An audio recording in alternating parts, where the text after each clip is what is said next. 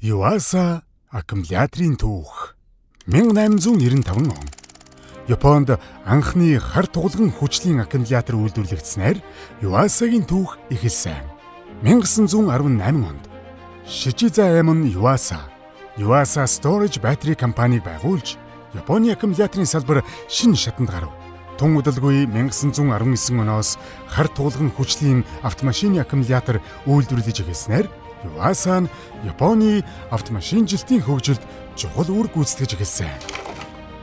1920-ад оноос өндөр хүчин чадалтай нөөц тэжээлийн аккумулятор хөгжүүлж, дэд бүтэц, үйлдвэр, эрчим хүчний найдвартай ажиллагааг дэмжих технологи өргөжүүлв. 1954 онд мотоцикл зориулсан авсаархан хөнгөн хар тугалан аккумулятор худалдаанд гарснаар Yuasa өдөр тутмын хөдөлгөөнд улам ойр болсон. 1978 онд Standby болон Light Cycle-ыг хэрэглэн зориулсан NP цувралыг танилцуулж, нөөц тэжээлийн салбар дахь байр сууриа улам баттгав. 1980-ад оноос Yuasa Европын зах зээлд хүрээгээ тэлж, Их Британи болон Германд үйлдвэрлэл, борлуулалтын үйл ажиллагаагаа эхлүүлсэн. Yuasaгийн технологи зөвхөн зам дээр зогссонгүй. 1989 онд GS аккумулятораар тэжээгдсэн Shinkai 6500 гүний шумбагч онгоц далайн гүнд хүрч, батарейн технологийн боломжийг шинэ түвшинд харуулсан. 1999 онд өндөр хүчин чадалтай мотоцикл зориулсан YTZ цуврал худалдаанд гарч, мотоцикл хэрэглэгчдийн итгэлийг татсан нэр хүндтэй бүтээгдэхүүнүүдийн нэг болов. 2004 онд Yuasa Corporation болон Japan Storage Battery компаниуд нэгдэж GS Yuasa Corporation байгуулагдсан. Энэ нэгдэл нь 100 гаруй жилийн турш хуримтлагдсан мэдлэг туршлага, технологийн хүчийг нэгтгэсэн шинэ эхлэл байлаа.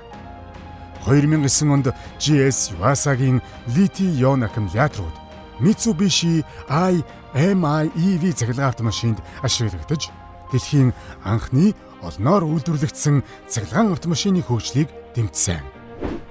Мөн Boeing 787 Dreamliner онгоцонд GS Yuasaгийн литий-ион аккумулятор ашиглагдаж, компани технологи, газар, далай, агаар гээд олон салбарт найдвартай ажиллаж чаддгийг харуулсан.